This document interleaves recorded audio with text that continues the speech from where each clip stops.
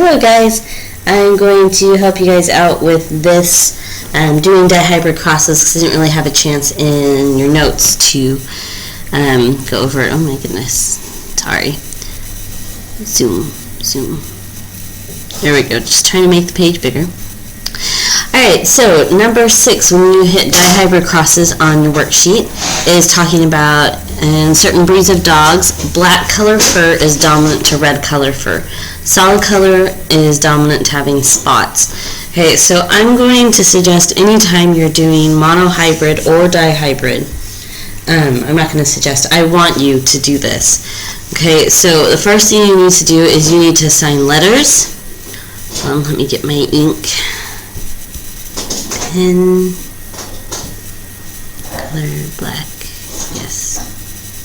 Okay, good. You're going to want to assign letters and figure out what's dominant, what's not dominant. Basically, you're going to set up a key. So it says black color fur. Yes, that's William agrees. Black color fur is dominant. Okay, so big B is going to be black. And red color fur is recessive. Okay, then I'm also looking at a second trait that is solid color versus dominant color. Okay, now S is not a good letter to use. C is not a good letter to use either. So I'm just going to choose, I don't know, let's do A because A is close to B. You can choose whatever letter you'd like. If you'd like to use S or C, you can. It's going to get difficult if you do that. Okay, so solid color is dominant to having spots, so solid color is my dominant one. And spots is my recessive one. Okay, so now it's saying that's our first step that you need to do. Then you need to take a look at what are you crossing. So you're going to cross a homozygous black color. So homozygous is, we're going to have either 2 capitals or 2 lowercase letters. William, here. Sorry guys. Okay, so black color means you're going to have 2 uppercase or 2 of lowercase. It tells us here that we're looking at black color. So black color is my dominant one, which means I'm going to have 2 uppercase individuals. You know what? I'm going to go to a blank piece of paper. Okay, so, oh geez, what's going on?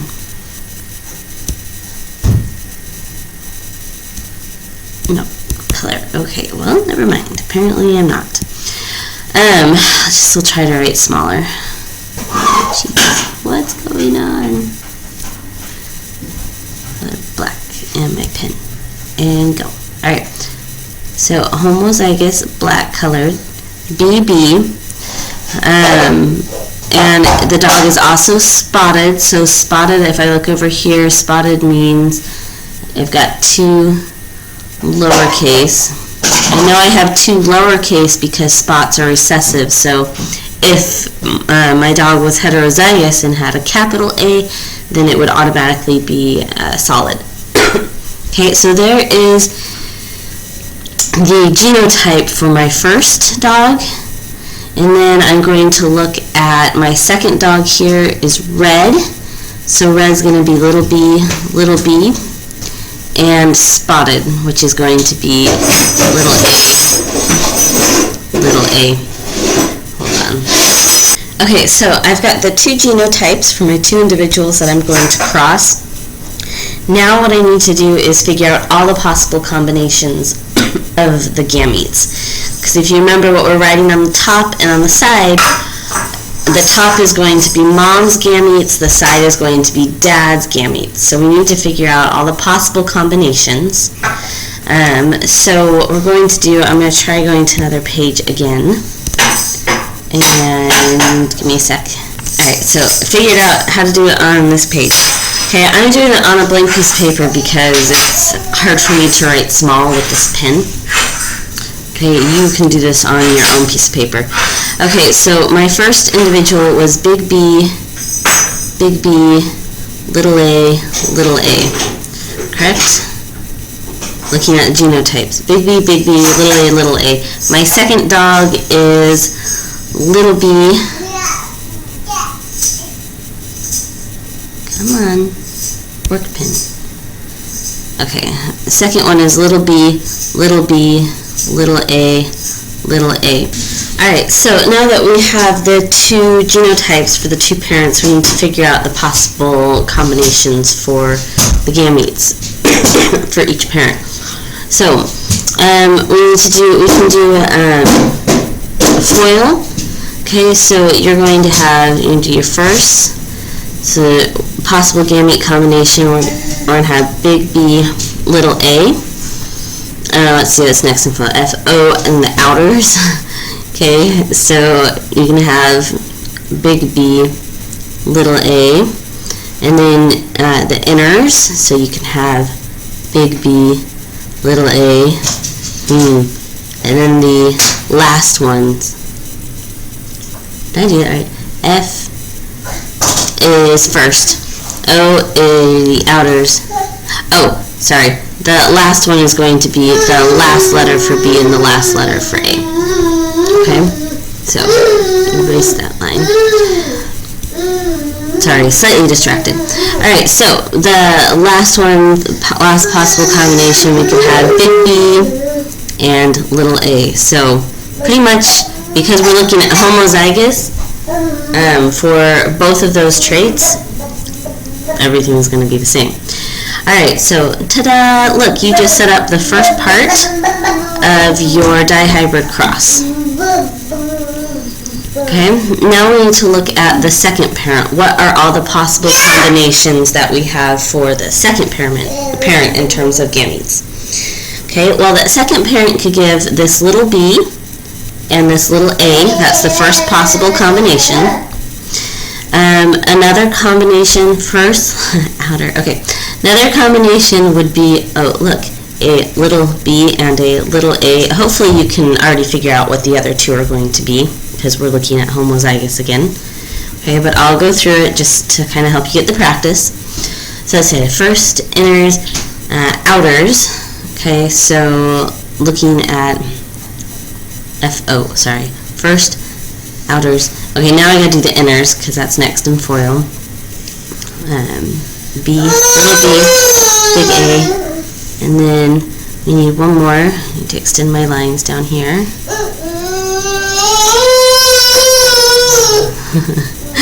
Okay, and then I look at my last ones.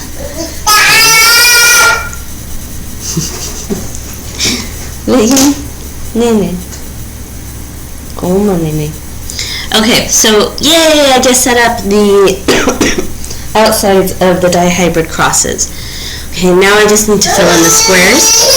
And you do that the exact same way that you do the Punnett squares for monohybrid.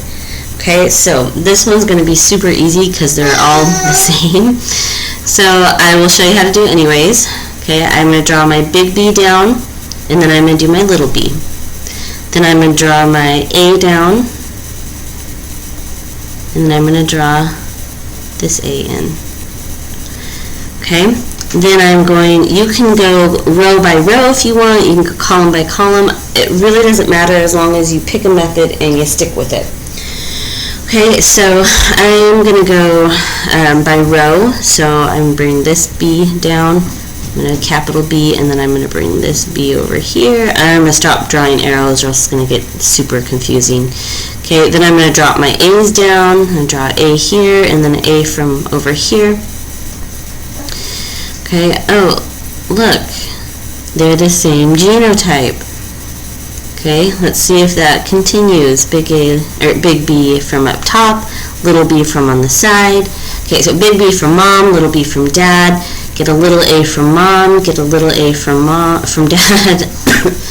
Okay, big B from mom, little b from dad, little a from mom, little a from dad. Okay, now I'm not going to waste your time going through the rest of it because it's all going to be the same, because all of my possible gamete combinations are the same. big A, little a, or sorry, big B, little a, big B, little a, big B, little a, big B, little a. Okay, little b, little a, little b, little a, little b, little a, little b, little a. Okay, felt like I was yodeling there. So that I just filled out there is what you should put in this. Sorry, what you should put in this Punnett square here. Okay, that's what I did on the other page. It's just I'm really not good with drawing with the pen. We can't draw that small on the computer. So what is the phenotypic ratio of their offspring? Okay, so all of these guys, we're going to end up with a big B from mom or dad. It doesn't matter which way you put it, okay? All of them are going to end with a big B, end up with a big B and a little b, and they're going to end up with a little a and a little a. Okay, so this is my genotype for all of my offspring. So what is their phenotype? Okay, well, I know if I've got a black or a big B, okay, which I do, then the color of their coat is going to be black. Okay, and then little a, little a, little a means they're going to have spots. So black with spots. Okay? What is the probability of them having a black-colored solid puppy? 0. Okay? Solid, we have to have a capital A, and mom and dad, there's no capital A here, so there's no way that their offspring are going to have a capital A. Okay, it'd be different if we were looking at recessive traits. Okay, whoops, I apparently can't scroll up. Give me a second. There we go. Alright, in humans, William. Says in humans there's a type of blindness that is a result of a dominant allele with normal vision being recessive. Okay, so automatically what you need to do is you need to set up, okay, B I'm told is, or blindness I'm told is dominant, so B is blind. And normal vision is recessive, so my little b is going to be normal vision. Okay, and then migraine headaches are dominant, so I'm going to do a capital M over here, migraines,